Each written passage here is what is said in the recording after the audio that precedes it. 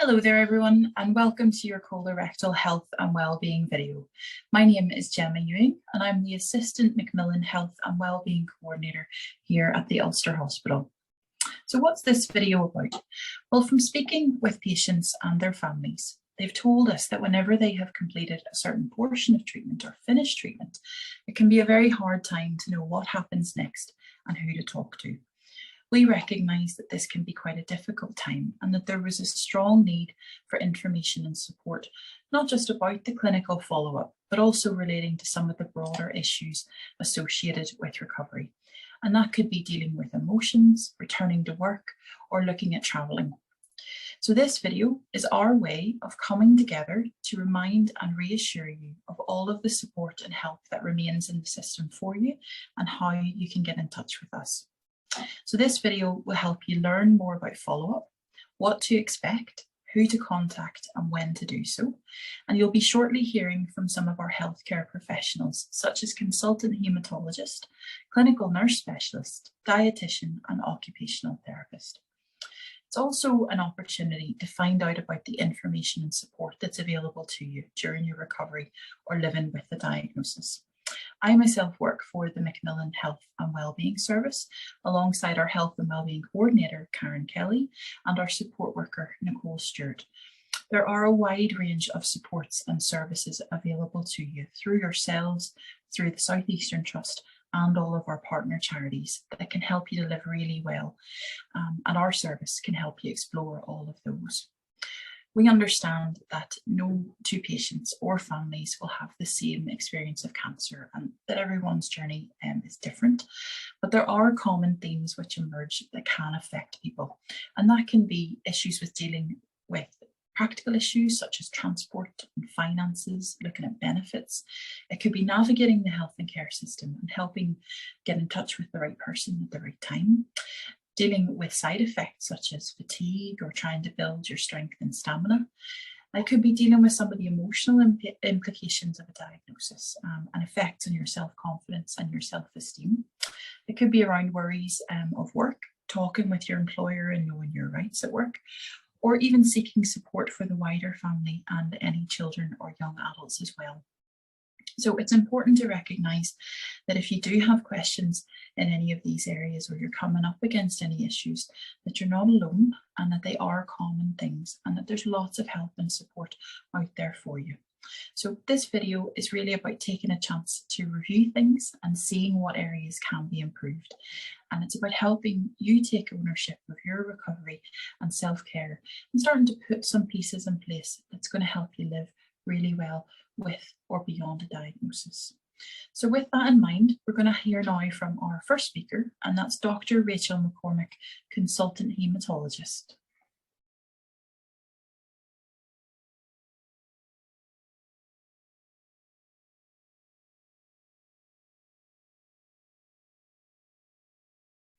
Hello, I'm Dr. Rachel McCormick. I'm one of the consultant haematologists here in the Ulster Hospital. I'm working in the Macmillan unit and also in inpatients and outpatients. I work alongside 4 other consultants here in the trust as well as the rest of the haematology team. So I'm just going to talk a little bit about follow-up for patients with lymphoma, myeloma and CLL who are attending the unit and perhaps are post-treatment at this stage. This is just a brief overview of the topics we want to cover. We'll talk a bit about some of the staff that will be involved with your care, about the conditions that some of you might have, about follow-up and what how that will go, how that will take shape, side effects of treatment and potential longer term side effects as well as the short term, which you're probably already aware of, vaccinations, and then for a small group of patients, irradiated blood, which we'll talk about. So this is a list of our medical staff. It does change from time to time, but our consultant haematologists are Dr. Ong, Dr. Elagnav, Dr. Bars, Dr. Sharma, and I'm Dr. McCormick, as I mentioned. So every patient will be under one of these consultant haematologists. We also have a number of specialty doctors who you will meet or speak with on the phone. In the Macmillan unit are also on outpatients, and they're Dr. Al-Shuthi, Dr. Moran, Dr. McClintock, Dr. Dollahan, and Dr. McGurty, although some of those are on rotation and will change from time to time. And then on Ward 6A, we also have a doctor who changes from time to time. So maybe various different doctors if you are admitted to Ward 6A. As well as the medical team, you have the clinical nurse specialists who you probably already know, at least to speak to on the phone, if not having met them in person. Our clinical nurse specialists are Joanne Ogborn, Lisa Callender, Emma Kerrigan, and Susie Smith. And they have a very important key worker role. They're often your first point of contact if you need more information about your diagnosis, about various different investigations you get, about your treatment, and they'll often be the people who give you written information and talk to you perhaps in more detail about treatment, about what it involves, and about side effects and so on. And often you'll have questions that we won't think about, and the CNS is often your first point of contact for any questions.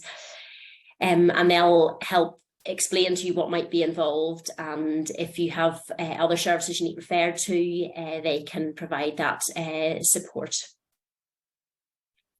So what conditions do we look after? Well, this list is by no means exhaustive. You might see your diagnosis on this list, but you may well not see it.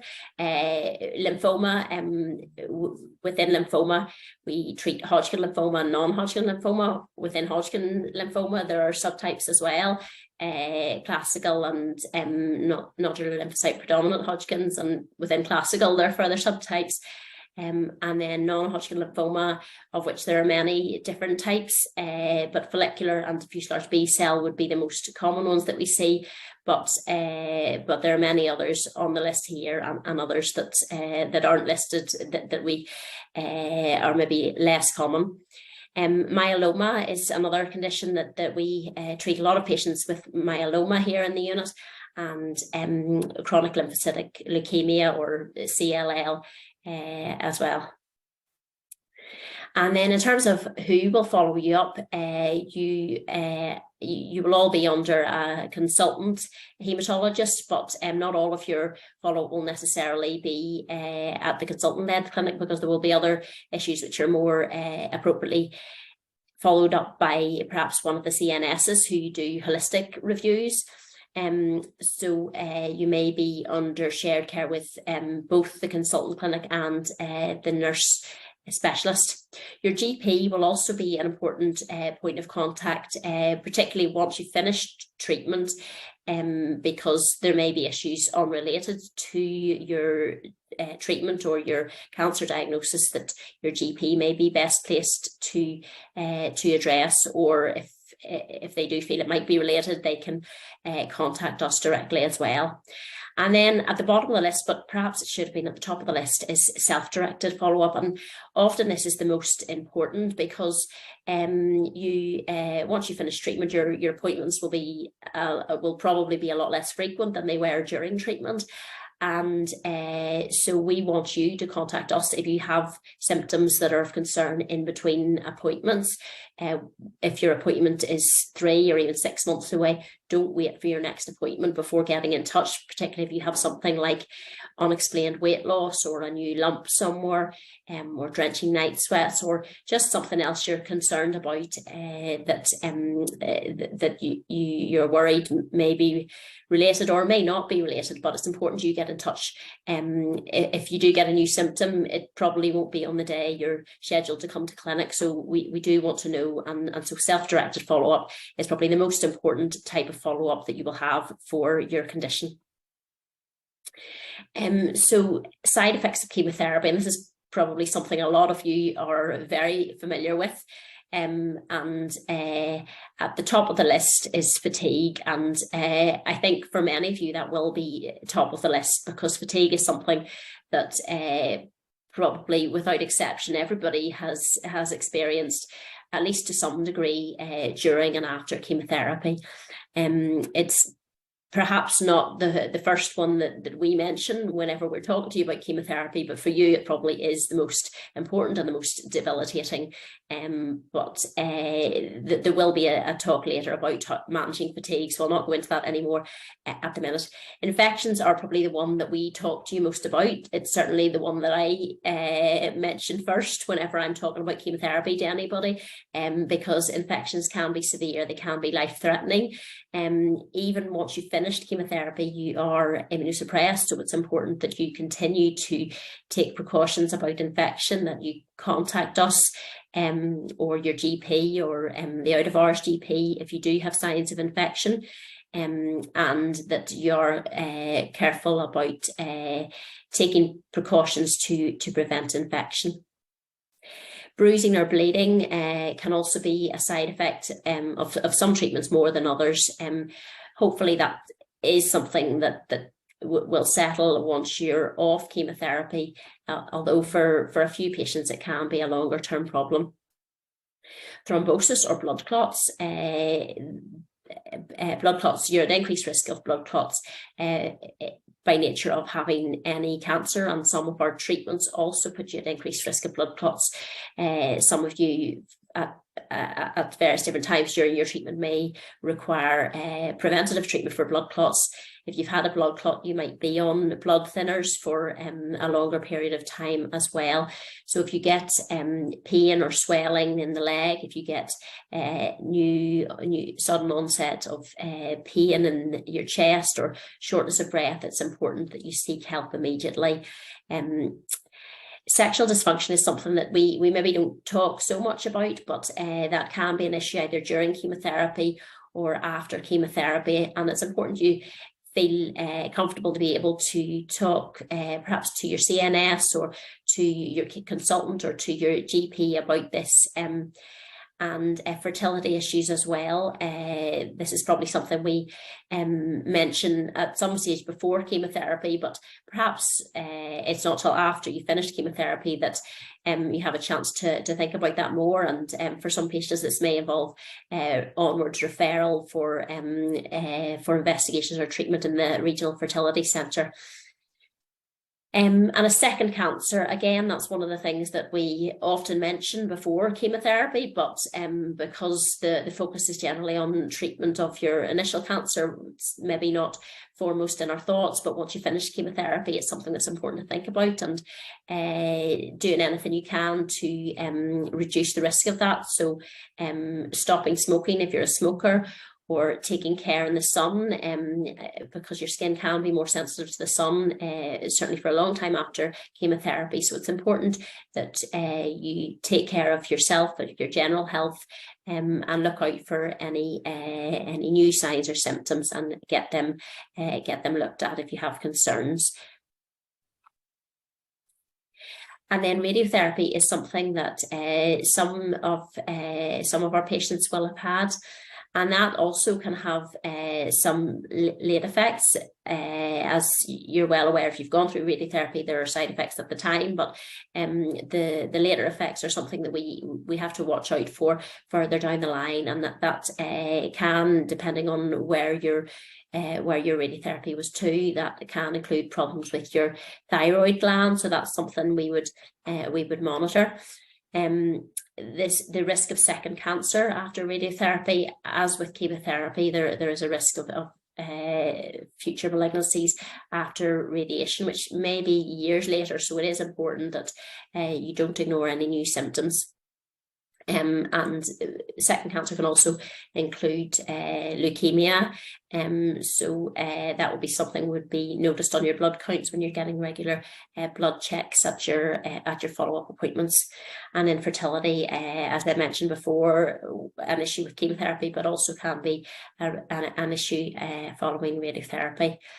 The toxicity of radiotherapy is less perhaps now than it used to be, because the oncologists take measures to reduce that toxicity by directing the radiotherapy just to the field involved and by lowering radiation doses. But your oncologist will talk to you more about that in more detail. Vaccinations. So if you've had chemotherapy, you should avoid live vaccines. Now, for most vaccines, that's not an issue because there are very few of the routine vaccinations which are live vaccines. The only one is the shingles vaccine, which would be routinely offered at the age of 71.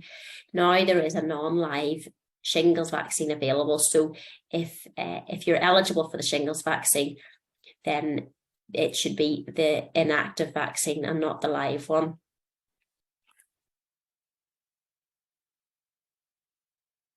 If you've been treated with a stem cell transplant, then something which will be mentioned to you is revaccination after a stem cell transplant.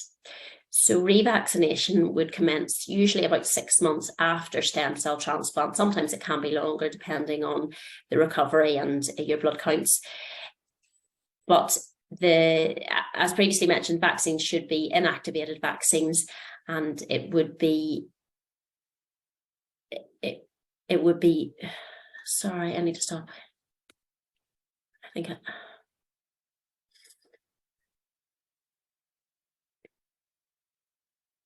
going to start a bit.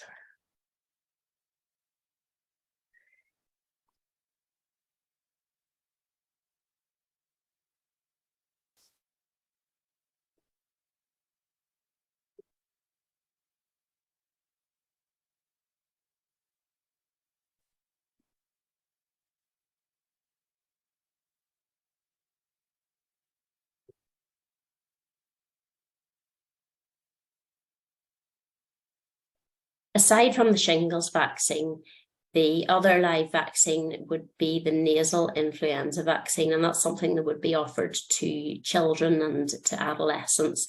So for adolescents who have gone through cancer treatment or are going through cancer treatment, it's important they don't have the nasal vaccine, but they have the injectable form. And polio vaccines, again, something offered to adolescents, would be the other live vaccine routinely in use. Any other live vaccines would usually be for if you were going on foreign travel or something, so that's not usually an issue immediately after chemotherapy. If you've had a stem cell transplant, you will need revaccination, and that includes all your childhood vaccinations, because of the effect on your immune system from the stem cell transplant. Usually those commence around 6 months after stem cell transplant, although it can sometimes be longer depending on the recovery post-transplant and the recovery of your blood counts. As previously mentioned, all those would be inactivated vaccines rather than live vaccines. For all patients, a flu vaccine would be recommended every year, and then every 5 years a pneumococcal vaccine. And now added to that would be the COVID booster, which would be routinely offered. And then finally, irradiated blood. So if you have had certain types of treatment, you may need irradiated blood. So irradiated blood is just whenever you're getting a blood transfusion, the irradiated blood, the blood is, sorry, I'm going to stop again because I've made a mistake. Right, I'll start again now.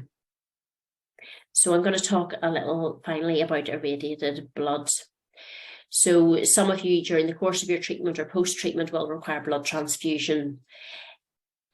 Blood transfusions are blood from a donor, and if that blood is irradiated, that means it's treated with X-rays, a small dose of X-rays, before it is transfused to you. And there are a small group of patients who should have irradiated blood products. Those include patients with Hodgkin lymphoma, also patients who have had a stem cell transplant for a certain period after their stem cell transplant, There are certain treatments as well that if you've ever had, and there's a list here, whilst not exhaustive, but probably includes most of the commonly used ones, so fludarabine, cladribine, pentostatin, alemtuzumab, and bendamustine are all drugs which, if you've had them, you would require radiated blood following that. So if you require irradiated blood, that will have been flagged up by your clinical team to our blood bank. However, each trust has a different blood bank, and so if you go to a different trust, they may not have that information, and that's why you're given a card to carry, and it would be important to carry that card, particularly if you went to another hospital and were transfused blood for another reason.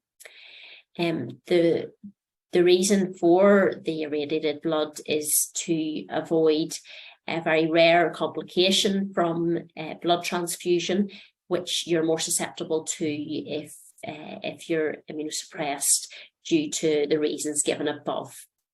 However, it is important to know that even if you get a blood transfusion and it's not irradiated, the risk is still very low of any complications. And so in an emergency situation, if irradiated blood wasn't available, or if you were in a different hospital who weren't aware of the requirement for irradiated blood and you got non-irradiated blood, it would be very unlikely to cause any problems. But if it's an elective blood transfusion and there's time to plan, then we would hope that you would get irradiated blood components. Thank you for listening.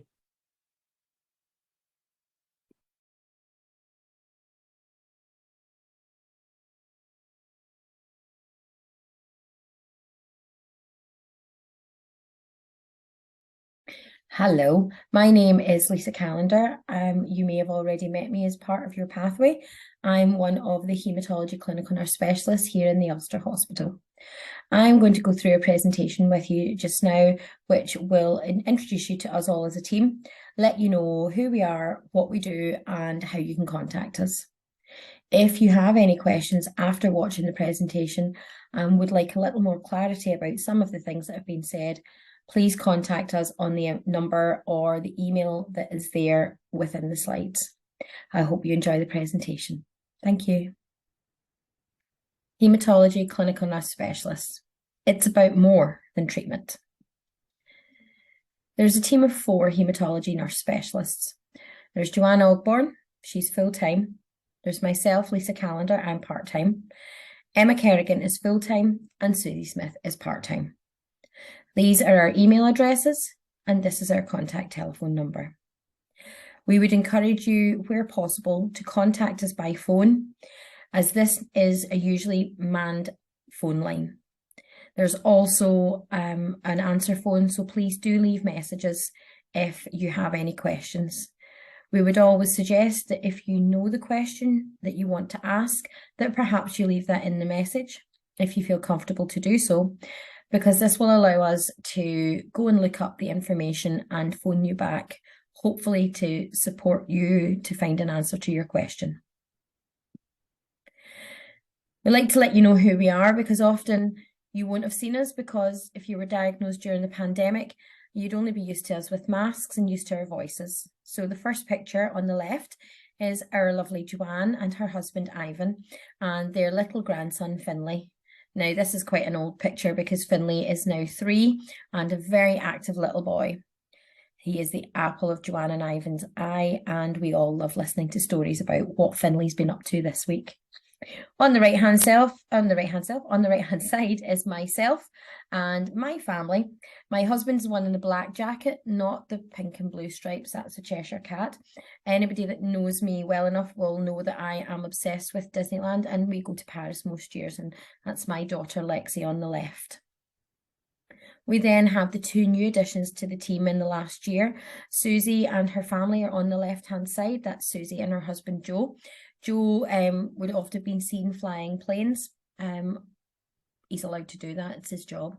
And that is her daughter Emma and their son Ryan, who just recently celebrated his 12th birthday. And then on the right hand side is Emma and the absolute love of her life, Duke. Unfortunately, Greg was taking the picture, so didn't make the cut. And this is them down at the Commons, down in Donegal, where Duke loves a good walk and a good roam around. And that's our lovely team. You might meet us in a few different places. Usually, your first meeting with us would be in the outpatient clinics. Sometimes it could be in the Macmillan unit, but we will always try to meet you in the Macmillan unit if you are attending there for treatment. Sometimes we may have met you in 6A when you were diagnosed, or if you've been an inpatient for chemotherapy, or if you've had to come in because you've had side effects of your treatment. Occasionally, you may be admitted to another ward in the hospital, so we could meet you there as well. It's important to let you know what our role is, because you do meet a lot of professionals when you've been diagnosed with cancer, and sometimes it can be difficult to understand what everybody's role is. We would consider ourselves to be your key worker, so we're your point of contact. You can contact us anytime, like I say, preferably by phone, and we will endeavour to help you as much as we can in terms of providing information, giving you practical advice and emotional support. So that could be anything from financial support, psychology referrals, or even just a friendly listening ear. One of the clinics that we'll do is a holistic needs assessment clinic, and this looks at you in your entirety. So it's not just about your diagnosis, it's about who you are, what are your physical needs, what are your psychological needs, your practical, social, emotional, spiritual, lifestyle, or information needs. We like to think that we'd be able to help coordinate some of your care by liaising with some of the specialists that you may work with. So whether that be CT scans, biopsies, blood tests, or even the consultants themselves. We'll often signpost you on to other services because, well, we're good, we're not that good, we can't do everything, and we do know that. So there are certain services that we would signpost you on to. Very importantly, we're a member of the Haematology multidisciplinary team, so we work with a range of other professionals to coordinate and support you and ensure that you're getting the best care possible.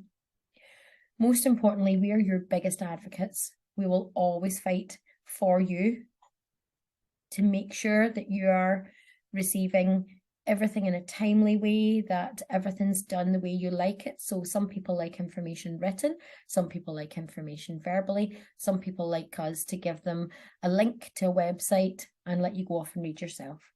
But we'll always advocate for you. You might often find us doing some procedures. So one thing that we do as nurses is we might do your bone marrow procedures.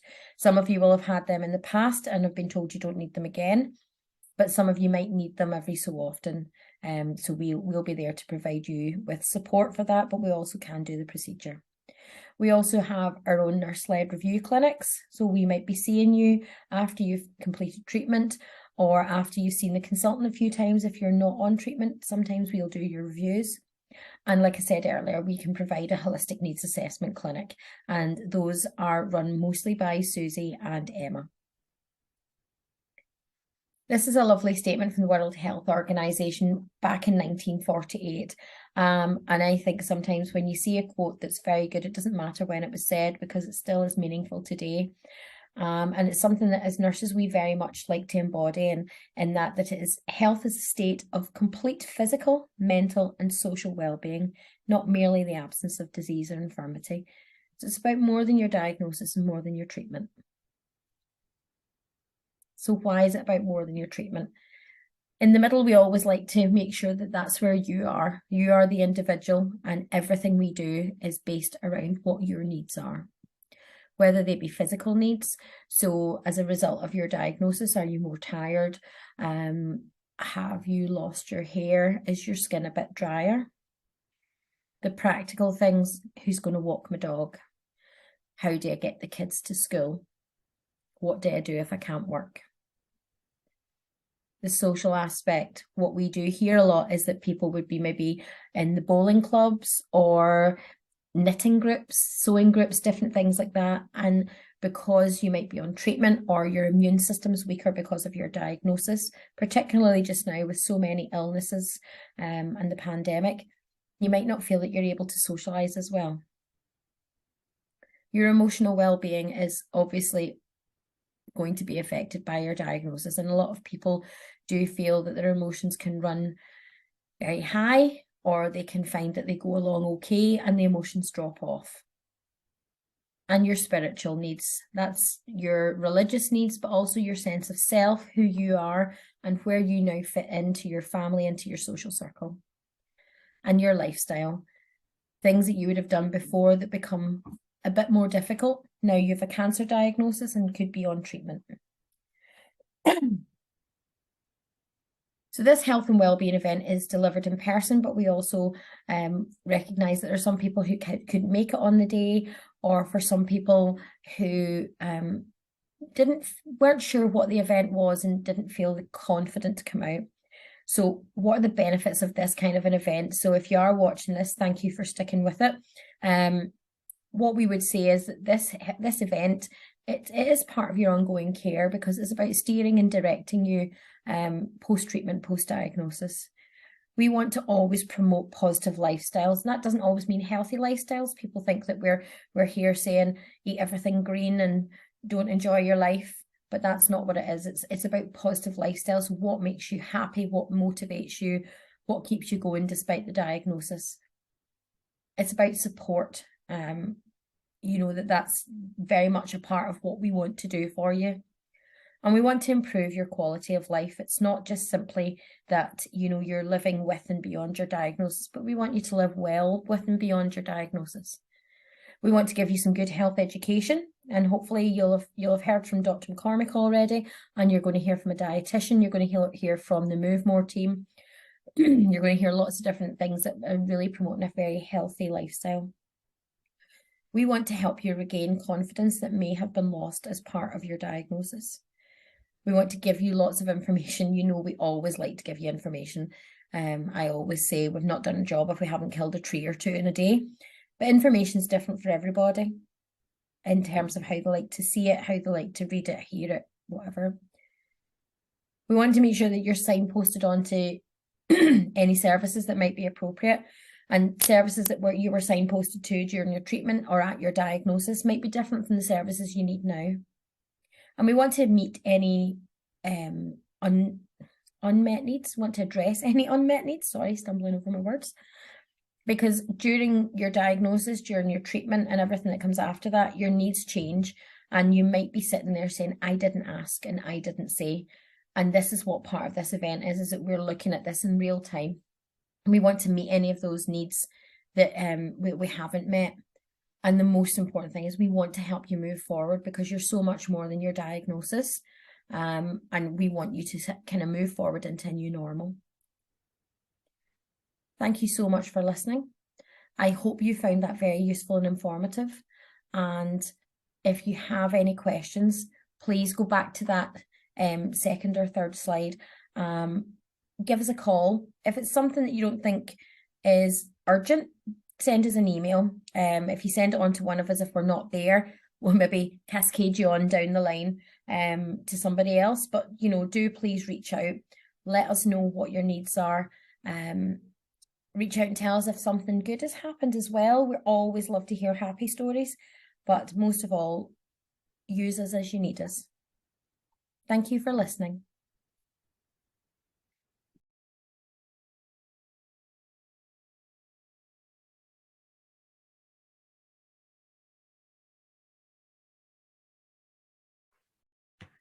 Hello everyone, my name's Fiona and I'm one of the health development dietitians here in the Trust, and today I've got a very short presentation on eating well after cancer. This is a group session, so when giving general information, it's really important to note if you've been given specific advice about your diet by a dietitian or a specialist nurse or a doctor, then do please continue to follow that information because it will be specific to you. If you'd like any further advice on a one-to-one basis, then you can ask your specialist nurse or your doctor to send through a referral to the dietitians. Why eat a healthy diet then? So there's growing evidence that if we eat a healthy diet And if we're a healthy weight and are physically active, then you can help to reduce your risk of getting cancer again and help to improve your overall health. There actually isn't enough evidence to make specific recommendations about what people should eat specifically to prevent a certain type of cancer coming back, though. So that's why the information I'm going to give is general healthy eating information today. This is probably very familiar to everybody. This is the Eat Well Guide, and the Eat Well Guide divides the foods we eat and drink into 5 main food groups. So we should try and choose a variety of different foods from each of the food groups just to give us all the nutrients that our body needs to stay healthy. You'll see the biggest groups then are our fruit and vegetables and our starchy carbohydrates. We need some protein foods as well, then a smaller amount still of our dairy and alternatives, very small slice, the very small amount of unsaturated fats then that we would have. And I'm going to go through each of these food groups in turn. So our fruit and vegetables, so we would aim to have at least 5 portions of fruit and veg a day. We'd want to eat a rainbow there because different coloured fruit and veg gives us different vitamins and minerals and antioxidants. Fruit and veg also gives us fibre, which is important too. So try and get a variety of different fruits and veg when you're going for your 5 a day. Doesn't just have to be fresh, it can be frozen, it can be tinned, it can be dried. Try and get that variety in. They're great foods to be taking, and that's a public health message that we're really well aware of. In terms of what actually a portion is, I would say very roughly it's what you can hold in your hand. So 1 apple, or if you think about smaller fruits, well, kiwis would be 2 kiwis would be a portion size. It could be some frozen veg, so about 3 heaped tablespoons of frozen veg would count. It could be a small handful of grapes. All of those would be portion sizes. If we're thinking about dried fruit, then it would be slightly smaller at about 1 tablespoon. And we can count smoothies or fruit juices, but just up to a maximum of 150 mils once a day would count as a portion size for those. Our starchy foods then, so these are about 1/3 of our diet, and these are great at giving us energy. So unless you've been advised otherwise, you should try and choose higher fibre options such as wholemeal bread, wheaten bread, breakfast cereals that are labelled as high fibre. We could go for brown rice, wholemeal pasta. Fibre is good because it adds bulk to our diet and makes it more filling, which is helpful if you're trying to manage your weight, trying to lose weight. Fibre also helps us prevent constipation. The soluble fibre that you would find in oats and in pulses can help us control our cholesterol. If you are increasing fibre, I would say just do it very gradually increase your fibre. And if you're increasing fibre, it's really important to make sure you're taking enough fluid. So making sure you're taking 6 to 8 glasses of fluid. And the fluids can be water, tea or coffee, milk, diluted squashes. The one drink that doesn't count as fluid is alcohol. So don't be taking alcohol thinking it's a fluid. I'm going to talk about alcohol in a couple of slides' time. So dairy and alternatives, these are really good source of calcium, which is important for our bone health. And roughly we'll be wanting to have about 3 portions a day. A portion is about a 200 ml glass of milk or a small pot of yogurt or a small matchbox size of cheese. Try and go for the reduced fat version, so your reduced fat cheese or your lower fat yogurts. In terms of your milks, go for the 1% or the skimmed or the semi-skimmed milks there. If you don't like cow's milk, then go for the plant-based milks. So that could be oat milk, it could be rice milk, or it could be the products made from those. Just make sure that it says on the nutrition panel that it's got calcium added into it, that it's fortified with calcium. Beans, pulses, fish, eggs, meat and other proteins. So like you would suggest there, these are good sources of protein. They've also got vitamins and minerals. Beans and lentils are really good alternatives to meat, those pulses, beans and lentils, because they're low in fat, high in fibre. They're quite cost effective too, and they're a really good store cupboard item to have in your house. So we should definitely consider having those. We would include fish in this food group, so try and have 2 portions of fish a week, one of which you should go for being an oily fish. So oily fish are fish like salmon, or mackerel would be oily fish as well. In terms of our meats then, we should try and choose leaner cuts of meat. So You could go for your poultry, so your chicken, turkey. If you are going for red meat, then go for the remove any visible fat from it before cooking. And if you're choosing something like mince, then look for the lower percentage fat that you can see in the shop. Go for the lowest one that you can afford. You can also use cooking methods that would reduce the fat down. So grilling, steaming, baking, microwaving would all be good ways to cook, which are lower in fat rather than frying. Just looking then at our red and processed meats, these are actually foods that we should limit in our diet. So red meat might be our beef, lamb and pork. So it can be part of a healthy diet, but actually eating a lot of red and processed meat potentially puts us at increased risk of bowel cancer. The processed meats then would be meats that have been preserved by smoking, curing, salting or adding preservatives. So that could be sausages, bacon, ham, salami, pâtés. What the advice would be is that if you're taking more than 90 grams a day of cooked weight of red or processed meat, then you should try and cut it down to no more than 70 grams a day, or you could look at it over the course of the week being no more than 500 grams across the week. To give you a bit of an example about what different weights of meat would look like, a slice of ham is about 23 grams and a quarter pounder burger is about 78 grams, whilst 90 grams would look like about 3 thin cut slices of roast beef or roast lamb or roast pork. Our oils and spreads then, though that I said that those are the smallest slice in our food groups. We need some fat in our diets, but just a very small amount, and it's better to choose the unsaturated spreads just in terms of our heart health.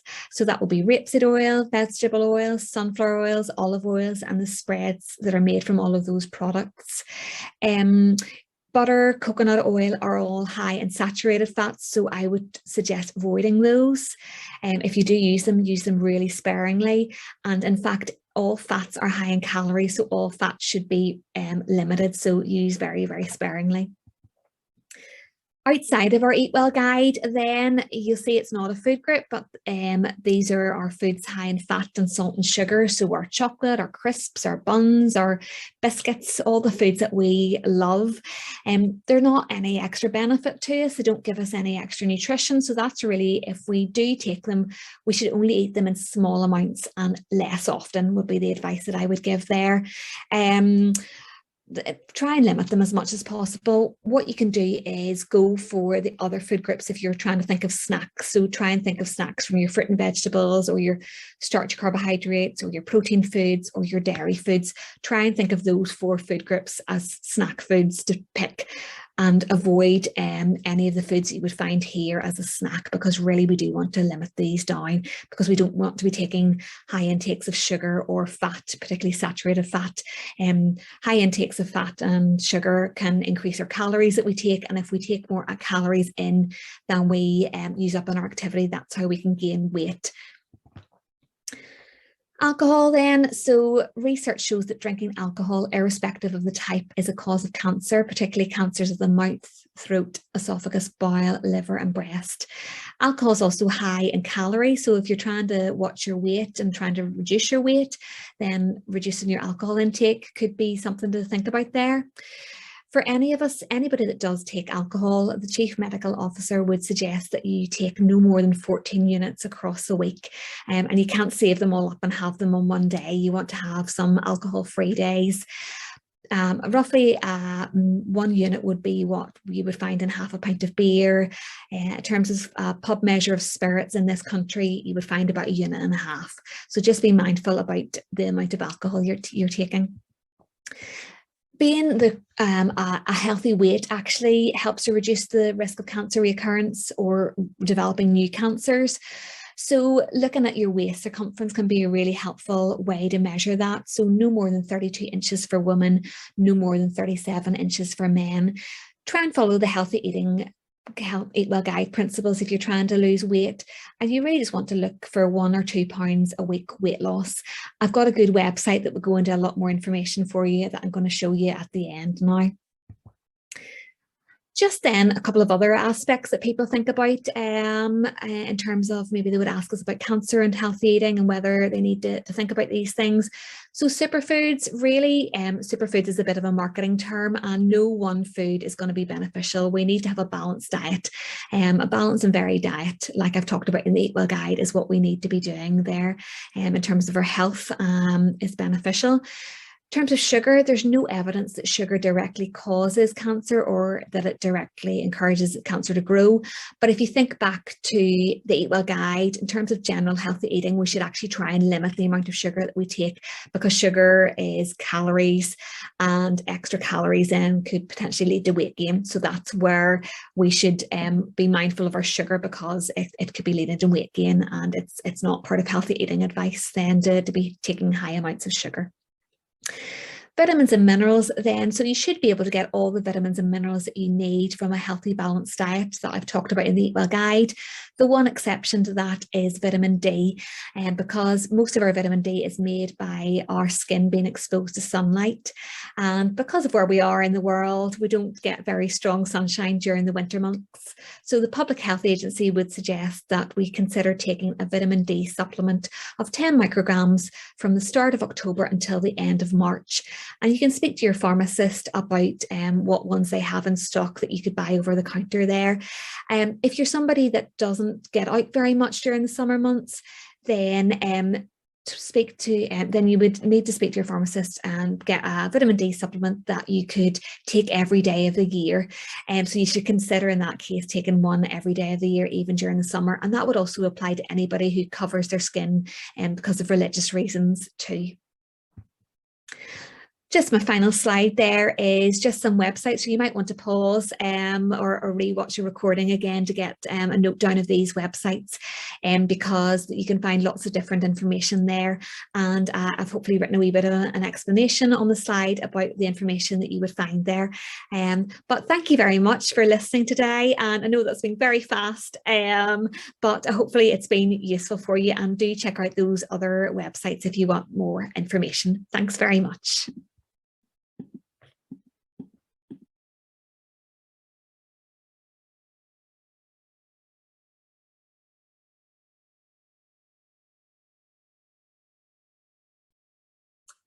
Hi, my name is Mike Brown. I'm the Macmillan Move More coordinator for Ards and North Down. My job is to help anyone with cancer get into exercise. This can be before, during, or after treatment, and at any level. Exercise is important for everyone, but especially someone going through a cancer journey. Some of the benefits can be quicker recoveries after treatment, help managing side effects of treatment, and can provide a great social aspect to meet new people who may be going through a similar journey. Coming up next, we have a Move More video about our program.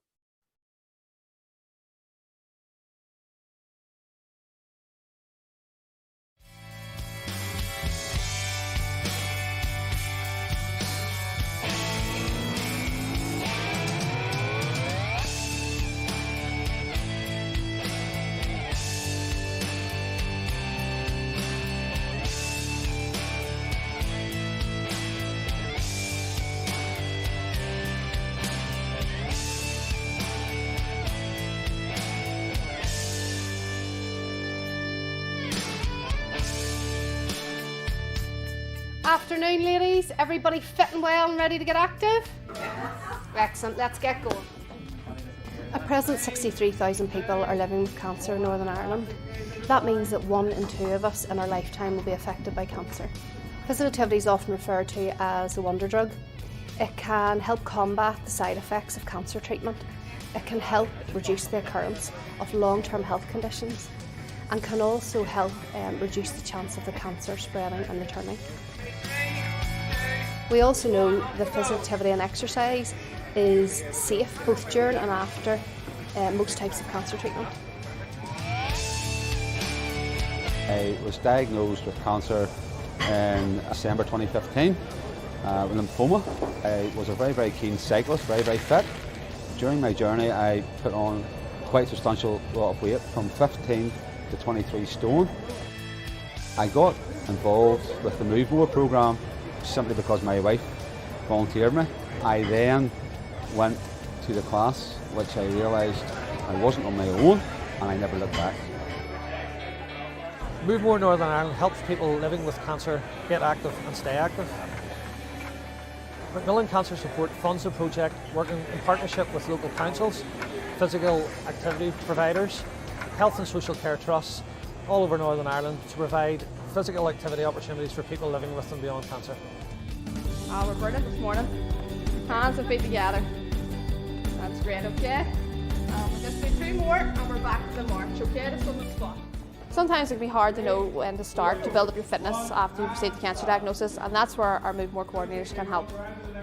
Our coordinators can provide specialised and tailored support on an individual basis to help you get back to a level of fitness that suits you.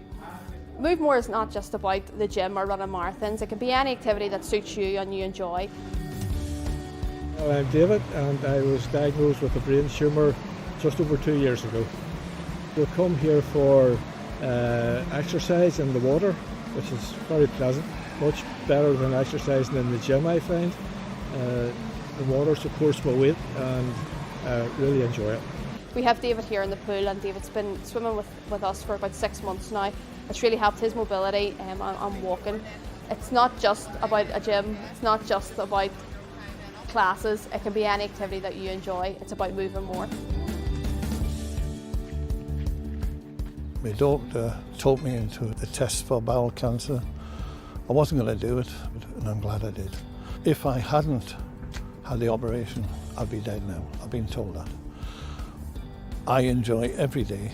I try and give back as much to Move More, to Macmillan. Friendship is absolutely fantastic with these classes. Taking the first steps can be daunting, but that's why we're here. You find your cradle go back further. Right. We're here to make it easier and to make you feel like yourself again.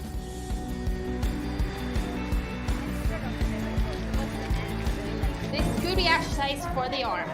That's it. I try and make my classes as appealing to lots of people, so I don't want my classes to be boring. I want them to come along and have a range of different activities. So we maybe do a wee bit of Chinese and to warm up. We could maybe do a wee bit of Pilates, exercise to music, even boxercise, different activities. It's going to cater for everybody. But dancing does not at all feel like exercise because you're concentrating so much on counting and following the steps. But certainly it does raise your heart rate a lot more than the Chinese element of the class. You've been in the house so long by yourself quite a lot, as I was ill. So it is again the social interaction and just meeting people who are similar. It's a boost to your confidence, really. I started the classes when I was about halfway through 16 chemotherapies. I continued here whilst I was on radiotherapy as well. For me, I remember a lady saying to me, get out as much as you can when you're going through treatment, when you're feeling well enough, get out, be busy. Stay active, and that's very much what I did.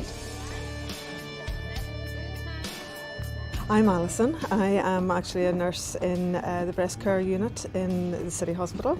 Ironically, I was diagnosed with breast cancer in July. We send a lot of our patients out into the community, and I actually didn't know what all Macmillan did.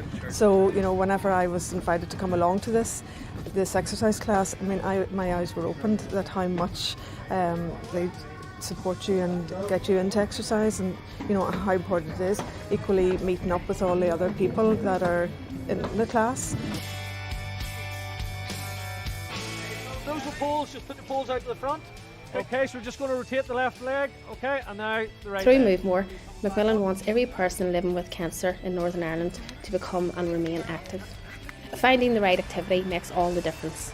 The support network that you have through the hospital or through Macmillan and through the friends that you meet at classes like this, it's that gets you through.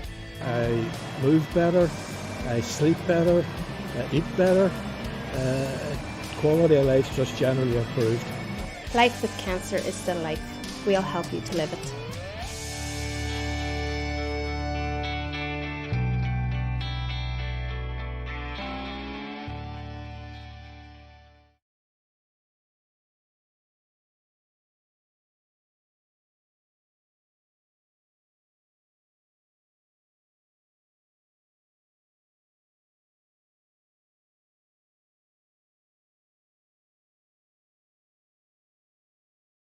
Hello, my name is Julie Dorian and I'm an occupational therapist.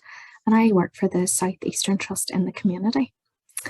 So some of you may have come across occupational therapy, and for those who haven't, the process of occupational therapy is looking at everyday tasks to improve independence and quality of life. By occupations, we mean the ordinary and familiar tasks that we do every day, that we take for granted until we become ill. Cancer, its treatments, and the recovery period can affect our daily occupations. And today I am here to talk about cancer-related fatigue, the cause of fatigue, its impact, and most importantly, some practical measures to help continue those activities that are important to you. So have you ever felt like this? I'm sure many of you can relate to this picture. I'm very mindful that you've already sat through a lot of the slides and talks today, and you could be experiencing difficulties with concentrating. I'll discuss some of the impacts of fatigue later, but it can be a very difficult thing to describe in terms of how we feel. And I suppose I just want to ask, have you been able to tell anyone how you felt? There is evidence out there that people often suffer in silence, and they don't mention it to their family, to their friends, to their doctor or their healthcare professional. But the evidence says that fatigue can be the most debilitating, disrupting routines and everyday tasks. So what is cancer-related fatigue? Fatigue can sometimes be confused with tiredness. And we would expect that after a busy day, when we feel tired and we go to sleep, that we wake up and we're fine. But cancer-related fatigue is different, and it can be described as an unusual and persistent tiredness. It interferes with our day-to-day functioning, and it is not relieved usually by sleep or rest. It's not proportional to recent activity. I remember one lady describing feeling absolutely exhausted, and this was before doing anything, and it was at the beginning of the day. And it can be very subjective, so it's a very individual and unique experience, and everyone will experience fatigue differently. Many assume that fatigue generally accompanies illness and recovery, and as we said, and therefore they don't mention it. But statistically, it states that 70 to 100% of patients are affected by fatigue at some point in their cancer journey. And it's important to know that it is a recognised medical diagnosis. And we will talk a little bit later now about the ways in which we can manage it. So what are the causes of fatigue? You can see in this diagram that fatigue is a very complex system. And it's not only the cancer itself and the cancer treatments, but there are your emotional distress. It might be lack of activity, or it may be problems with sleep. So how does fatigue affect you? For some, you may experience mild symptoms, while others may experience severe symptoms impacting on the areas identified here. So physically, you might lack energy, or you might experience shortness of breath even after a very light activity. You might even struggle to get up on bad days. Cognitively, so those are our thought processes, you might notice that you're slower in terms of your thinking processes. I can remember one lady describing having a foggy brain and really struggled to try and concentrate on reading a book. Emotionally, you might notice that you're more irritable or you're anxious and you feel very frustrated and more stressed. You might lose interest in things that you once enjoyed, and you might feel less motivated, and you may feel sad or depressed. Socially, this might impact on roles and relationships with family and friends. You might feel too exhausted to go out, and you begin to avoid going out and socially interacting with others. Your spiritual well-being may be affected too, and you may question the meaning, purpose, and value of life. And you might even have feelings of hopelessness. So how do we manage our fatigue? So the key to managing fatigue is to recognise that it is a multi-dimensional problem.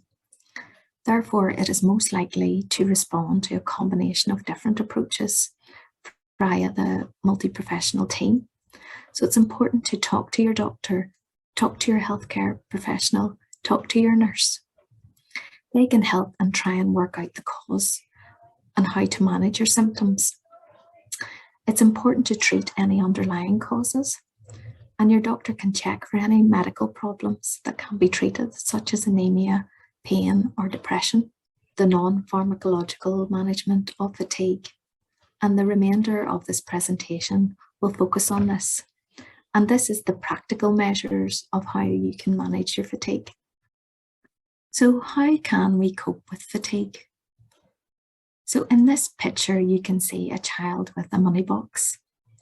And the idea is very similar to our energy levels. You can see the child putting all the pennies into the money box and saving them up. And when they open that money box, they have to really think very hard on how they're going to spend their money and what they're going to spend their money on. Energy is the same. You have to really think about what you want to use it on. So in order to do this, and you may have already adopted some of these principles of what we call energy conservation, the 3 Ps: planning, prioritizing, and pacing.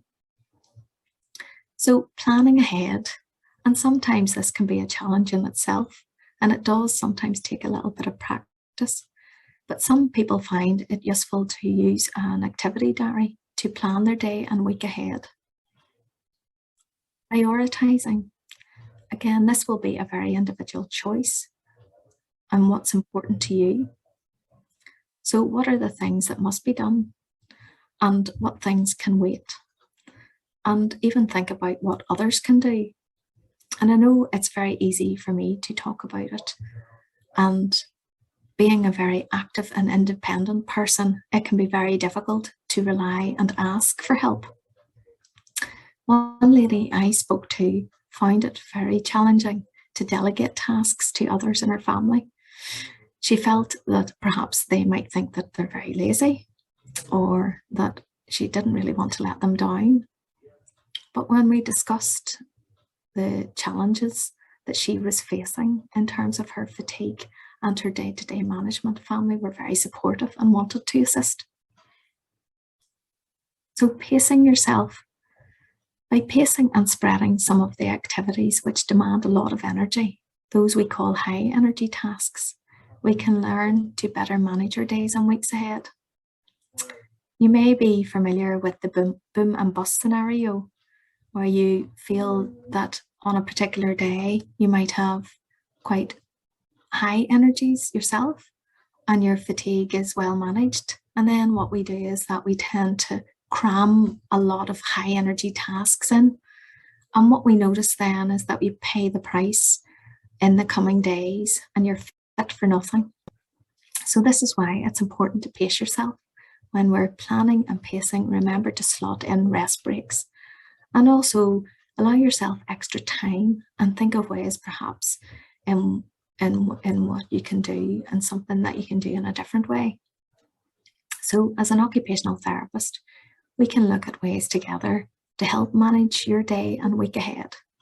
And sometimes it's a simple change in an activity or a small aid that can make a big difference. There was one gentleman that I worked with and he had a real passion for cooking, but he recognized that completing every meal in the day and throughout the day was just too demanding. And as an occupational therapist, I provided him with a perching stool in the kitchen, and this allowed him to conserve energy, and he was still able to continue his role. He also delegated some of those preparation tasks to his family, and one family member became his sous chef, and it just allowed him then to continue his passion for cooking. As an occupational therapist, we can keep into a good sleep routine is recommended. Keep into a routine, going to bed and waking up at the same time has its benefits. While you might be tempted to sleep through the day, It can disrupt your sleep at night. There is some evidence that there are benefits to a short nap of around 20 to 30 minutes, but anything longer is not recommended. Exercise, which has already been highlighted, is one of the best ways to managing fatigue. And in fact, some studies show that avoidance of exercise and activity can make your fatigue worse. Your nutritional intake, so fueling the body, has its benefits. And this can be very difficult whenever you're undergoing some treatments and you have nausea or vomiting. But a dietitian can advise you if you have any issues. Stress levels. How can you manage your own stress levels? And this can be something very, very individual.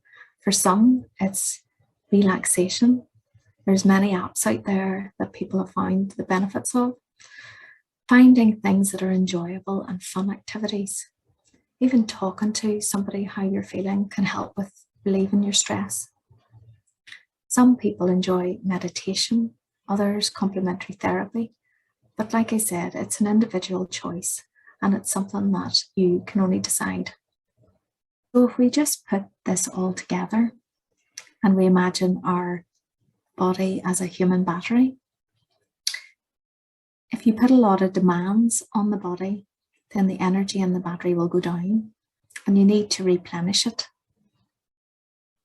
So the demands like dealing with stress, family demands, the anxieties of the have-to-dos, household demands, dropping the kids off to school, recovering from illness and return to work.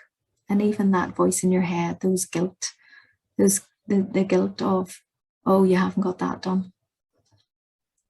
So we notice that our battery then starts to go down. And what we would recommend is that you don't get to the stage of having a flat battery. So in order to recharge our battery, we need to think consciously of how we're going to supply it. So things like relaxation, having a good diet and nutrition, sleep routine at night, doing fun things you enjoy. It might be something that you've never done before. Exercise and activity. And as we mentioned earlier, the 3 Ps, planning, prioritizing, and pacing. And then setting goals. So in order to increase your energy levels, you can set goals, but it's important to be optimistic and yet realistic. And your occupational therapist can help you to do that. Resources available on fatigue. And if you would like further information, you can go on to the Macmillan website. And there is information that can be accessed through booklets, leaflets, and audiobooks and recommended apps. Or just pick up the phone and give us a ring. I hope that this information has been helpful. Thank you very much.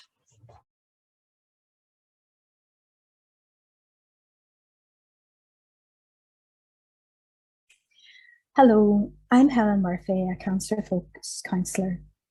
And today I'd like to take some time to explore ways to look after your emotional well-being after a cancer diagnosis. There will be time for questions following the presentation. Cancer Focus provides professional counselling across the province in each of the trusts, as well as providing a range of other support services for cancer patients and their families. These include our Family Support Service, which is for children who have a significant adult with a cancer diagnosis, art therapy, bra fitting, and our free phone nurse line. Details on how to access all of our services are on our website. Our counselling service takes place in a one-to-one, confidential, non-judgmental environment and provides a safe place to address the difficulties resulting from a cancer diagnosis and treatment. Recovering from cancer and its treatments is not just about your physical body healing, but it's also about allowing the healing of your mind, including your emotions. These are some of the typical responses which are often experienced very acutely on diagnosis and during and after treatment. A diagnosis can bring up a lot of uncertainties and questions. Why me? It brings new fears and anxieties about treatment and survival. Worry is normal, but it can take over. A diagnosis can bring low mood and sadness because of how life has changed, and it can be an extremely lonely place to be, as if no one else understands. The physical impact of treatment and surgery can result in self-consciousness and a loss of confidence. It's common to experience anger at the unfairness of the diagnosis, anger at your own body, anger at others, or at God. Any life changes we experience will need a period of adjustment. After a cancer diagnosis and treatment, it may be necessary to adapt to living with and managing a health condition. It's important to find ways to cope with uncertainties about the future. Patients face the challenge of developing a new sense of self, of accepting changes in their body or in their appearance. Patients may experience new sensations such as pain, numbness, fatigue, or the loss of bodily functions. And finding a way to navigate these very difficult changes is central to achieving a good quality of life. Patients may experience times when they feel very vulnerable. At first diagnosis, when there's huge uncertainty about the outcome of treatments. Treatments may mean depending on others for care, bring feelings of helplessness or uselessness. Even when treatment ends, patients may feel particularly vulnerable without the safety net of review appointments and regular monitoring. A recurrence or a poor prognosis often brings more fears and anxieties. There are common psychological symptoms and problems. Worrying is at the top of the list at 72%. Feeling sad is really high as well at 67%. Patients often feel very nervous. Difficulty sleeping is very common. Feeling irritable, maybe as a result of not sleeping, and having difficulty concentrating, and have psychosexual problems. Cancer brings with it numerous losses. The impact on physical and social and emotional well-being, having to depend on others more, loss of identity, when who you were before gets lost, in the side effects of medical treatments and hospital appointments, loss of a role or employment, maybe no longer caring for family or no longer at work, loss of self-esteem, loss of trust in our bodies, and loss of life expectancy, and at times loss of expectations about the future. The world can seem unsafe in a way that it never did before.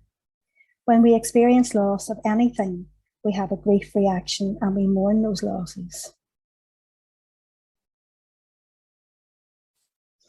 Cancer almost always brings about bodily changes, and these can affect not just how you see yourself physically, but also how you feel about yourself and therefore how you behave.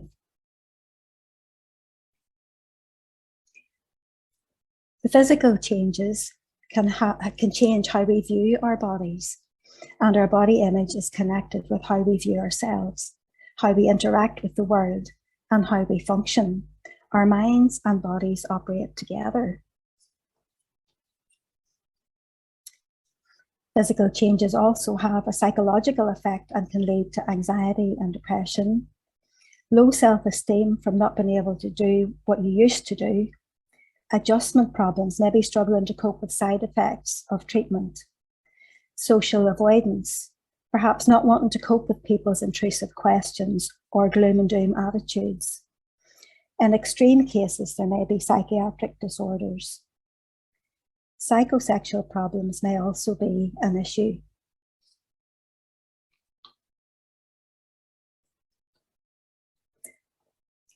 Cancer diagnosis and treatment affects the whole person. Our bodies, our minds, and emotions are all linked. Many cancers and all current cancer treatments may cause sexual problems. Estimates show that between 35 and 50% of all cancer patients are affected. These percentages are higher in gynae, colorectal, bladder, prostate, and breast cancer patients. Talking to professionals can be difficult. 72% of patients surveyed said that their sexual relationship was affected by cancer, and 66% of those felt unable to talk to their GP. This can be difficult for the patient and their partner because they may be unsure that the topic is appropriate.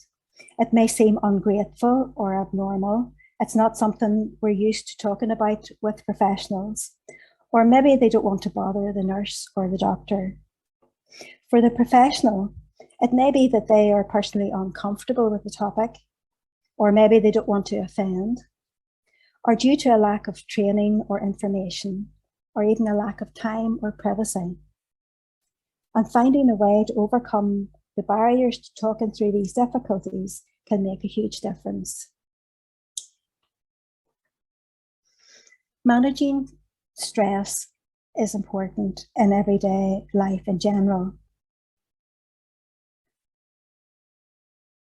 This is one definition of stress. Stress occurs when there's an excess of demands over the individual's resources to meet them. If you think of a set of scales with resources on one side and demands on the other, we have a limited amount of resources, and we need a certain amount of stress to be able to meet deadlines or do exams or interviews, driving tests. But when it's prolonged or out of balance, then it becomes problematic. These are some of everyday stresses in general life. And they can range from something like having trouble with the car to going through divorce, money problems, work issues, unemployment. And none of these stop because of a cancer diagnosis. So often, the stress that cancer brings is in addition to these everyday stresses. And then there are stressors which are particular to illness. Pain and fatigue are stressful for both the patient and the carer. Trauma, because anything perceived as potentially life-threatening is traumatic. Often, the dynamics of close relationships can change. A partner can become a carer, or there can be a lack of communication between partners. Body image and sexual problems we've already touched on. Losses of health, body image, role, job, safety. Fears are also stressful, fears of a recurrence and about what the future holds. And the vulnerability of when treatment ends. It can seem sometimes like being abandoned by all the medical support during treatment and regular appointments. Stress affects us physically, behaviourally, emotionally, and cognitively, and all of these are linked. Stress is exhausting, and tension can cause headaches and aching muscles. The stress hormones can cause digestion problems, a racing heart, and sleep problems, and behaviour is impacted. We may withdraw or increase alcohol or food intake as a way of trying to cope. Our mood is affected, as is our concentration, and our mood can fluctuate between high anxiety and panic or low mood. Lack of sleep can result in irritability and short temper. And then the negative thoughts are also impacted when stress is around. So it's important to find ways to cope in the middle of all these difficulties. A cancer diagnosis is one of the most difficult life experiences anyone can have to deal with and can be overwhelming. It can help to share your feelings. Who do you have that you can openly talk to about your feelings or situation? If you feel you don't have someone, professional help is available through your GP. other health professionals, and cancer charities like Cancer Focus NI. Don't feel that you have to be strong and struggle on alone. Friends and family are important, especially at difficult times. Often patients feel they don't want to burden anyone close, and yet loved ones can feel shut out by a lack of communication. Get good quality information from reliable websites and organisations or from health professions.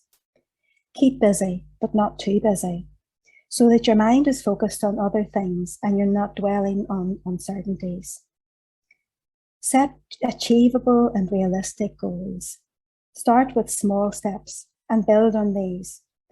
Often this can be encouraging as you move forward. Plan rewards when you achieve a goal. Say well done to yourself and be good to yourself.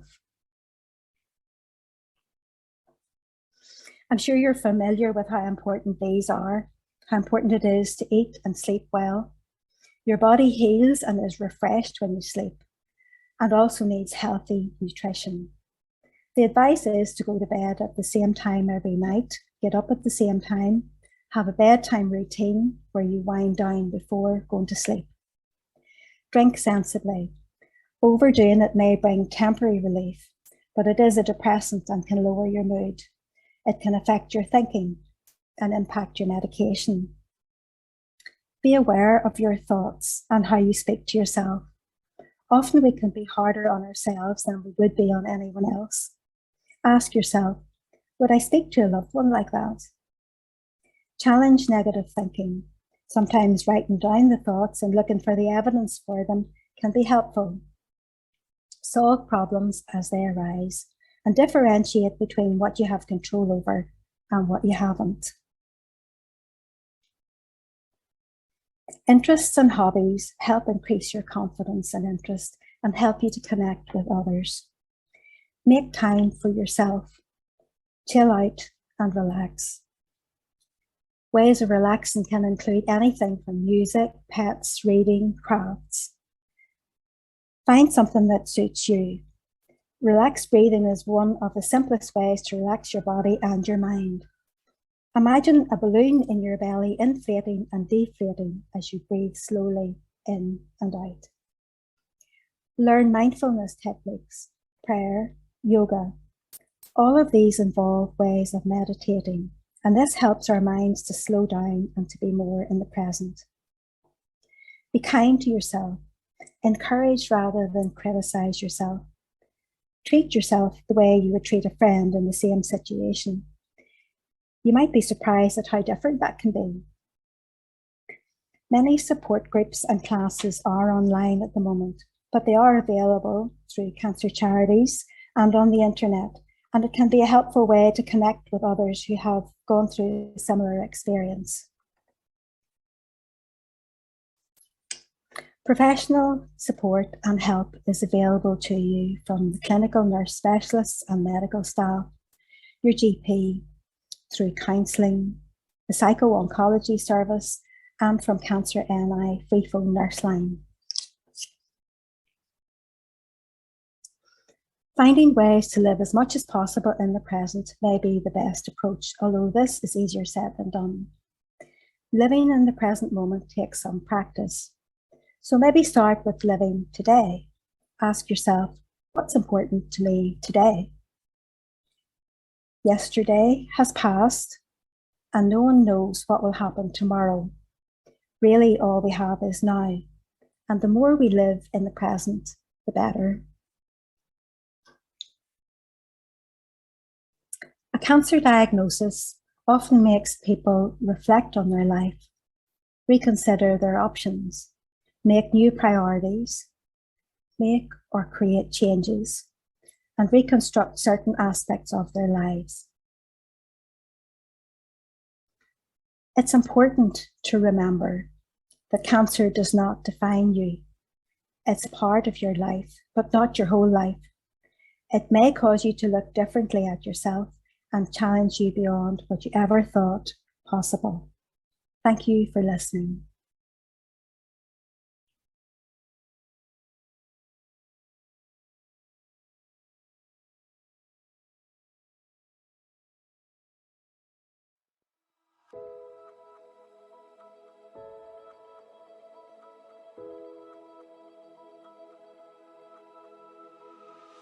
Finding out that you or someone close to you has cancer can be a difficult and confusing time. But there is a Macmillan Cancer Information and Support Service based at a hospital near you to help you through all stages of your cancer experience. Our friendly, approachable staff and volunteers are here to support you if you've been affected by cancer in any way, or if you're a family member, carer, or friend. We take the time to understand all that matters to you, so we can link you with information and support available in your area. Our experienced staff are here to listen to your worries and concerns, to help you make the feelings that come with a cancer diagnosis more manageable. Receiving a cancer diagnosis can be an overwhelming time and can present a range of challenges. We offer emotional support and a listening ear, giving you the time and space to talk about any of your issues or concerns. If you feel like you need that extra bit of support, we can refer you to a counsellor who can help you with the emotional impact of a cancer diagnosis. When waiting for cancer treatment to start, it's important to look after yourself. We can help with this too. We can provide tips and guidance on how to prepare physically, practically and emotionally for your treatment, and put you in touch with specialist services who can help. We will provide you with advice that will support you with your everyday living and the side effects you may experience with your treatment and recovery. This is your journey, and we will provide you with information and support at every stage of your cancer pathway so that you're supported to live well. We help with the practical things, such as benefits and financial advice.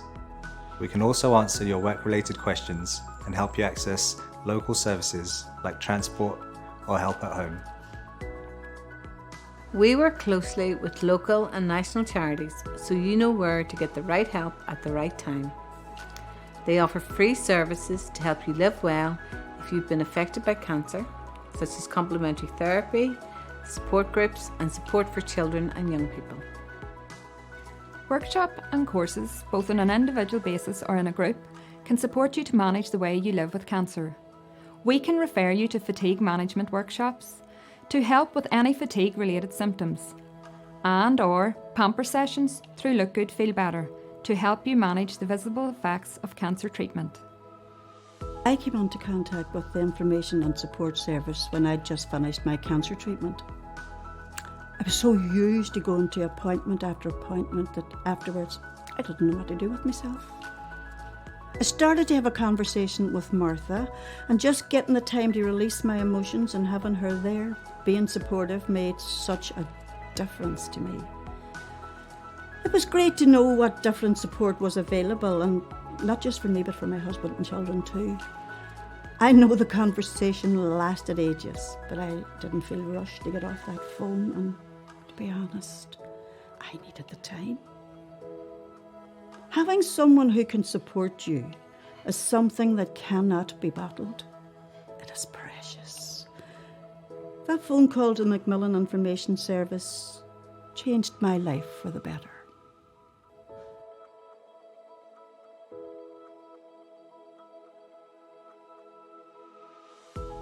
Thank you for taking the time to watch this video. We're here for you, so please get in touch with your local Information and Support Service. Contact details for a service near you can be found at the end of this video.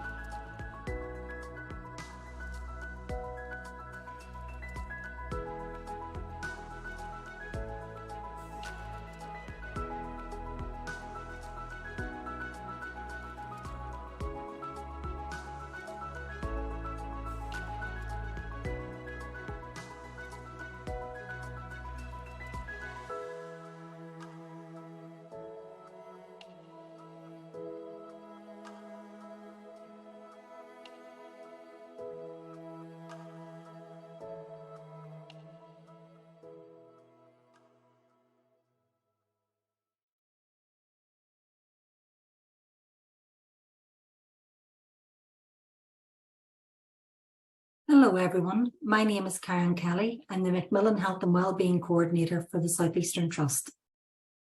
Myself, Gemma Ewing, our Assistant Health and Wellbeing Coordinator, Nicole Stewart, our Macmillan Support Worker, and our wonderful volunteers run the information and support service within the Trust.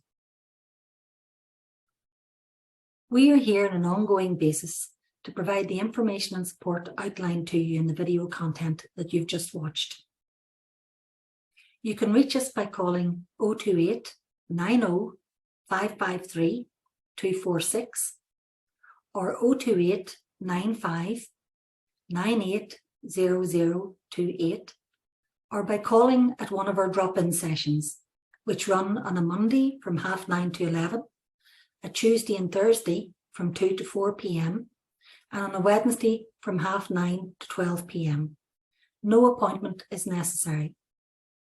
We are based in the Macmillan unit within the grounds of the Ulster Hospital, and it's within the ambulatory care building on your right as you enter the hospital site. Please don't hesitate to get in touch. We are here to help you in any way that we can. Thank you.